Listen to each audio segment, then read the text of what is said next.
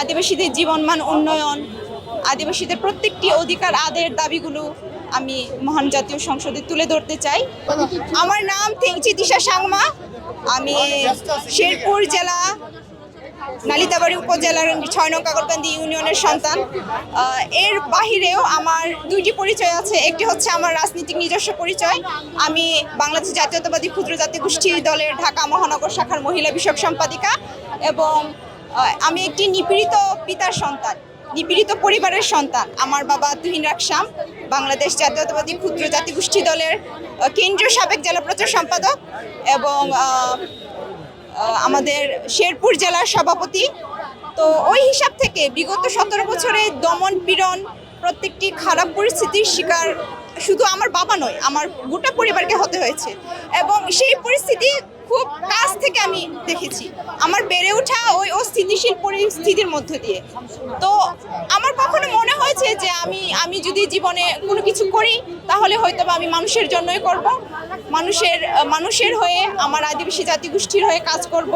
আদিবাসীদের জীবনমান উন্নয়ন, আদিবাসীদের প্রত্যেকটি অধিকার আদায়ের দাবিগুলো আমি মহান জাতীয় সংসদে তুলে ধরতে চাই, এবং তার জন্য আমি আমার আদিবাসী সম্প্রদায়ের প্রত্যেক মা বোনদের নিকট প্রার্থনা, দোয়া এবং সমর্থন কামনা করছি। আর সেই সাথে আমাদের বর্তমান মাননীয় প্রধানমন্ত্রী জনাব তারেক রহমান স্যার, ওনার নিকট আমার প্রার্থনা এবং আর্জি, আমাদের আদিবাসী সমতলীয় মনোনয়ন প্রত্যাশীদের মধ্য থেকে সংরক্ষিত মহিলা আসনে তিনি যেন পিওর স্বচ্ছ ব্যক্তিত্বের আদিবাসী নারীকেই মনোনীত করেন। নমিনেশনটা যেন স্বচ্ছ ব্যক্তিত্বের আদিবাসী নারীকেই দেওয়া হয়।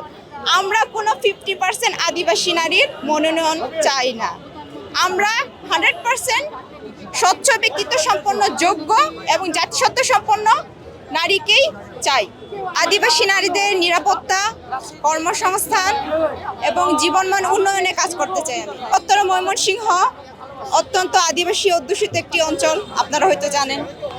এখানে আমাদের আদিবাসী নারীদের নিরাপত্তার অনেক সমস্যা দেখা যায়, আর প্রত্যেক বছর আদিবাসী নারীদের উপর ধর্ষণের মতো ঘৃণ্যতম কর্মকাণ্ড ঘটে। ধর্ষণ হয়, ধর্ষণের বিরুদ্ধে আন্দোলন হয়, আমাদের আদিবাসী ছাত্র ফোরামগুলো আন্দোলন করে রাস্তায়, কিন্তু সেই আন্দোলনের ফলশ্রুতি খুব একটা শুভ হয় না। রাস্তার আন্দোলন রাস্তায় থেকে যায়, বিচার আমরা পাই না। তো আমি যদি দল থেকে নমিনেশন পাই, আমার প্রাণের সংগঠন বাংলাদেশ জাতীয়তাবাদী দল বিএনপি সিনিয়র নেতৃবৃন্দ এবং আমাদের প্রধানমন্ত্রী মাননীয় জনাব তারেক রহমান স্যার আমাকে যদি নমিনেশন প্রদান করেন, আমি তাহলে আদিবাসী নারীদের নিরাপত্তা এবং কর্মসংস্থানের জন্য কাজ করব। আন্দোলনের শুরু থেকেই আমরা অনলাইনে আমাদের ভাইদের হয়ে, আমাদের স্টুডেন্ট শিক্ষার্থী ভাইদের হয়ে আমি লেখালেখি করেছি, এবং এই লেখালেখি করার কারণে পতিত স্বৈরাচারী সরকারের কিছু বট বাহিনী আমাকে নানানভাবে সোশ্যাল মিডিয়ায় হ্যারাসও করেছে, এবং আমি সেই হ্যারাসের শিকারও হয়েছি। এগুলো আসলে পুরনো কথা, এগুলো তোলাটাই না তোলাটাই ভালো।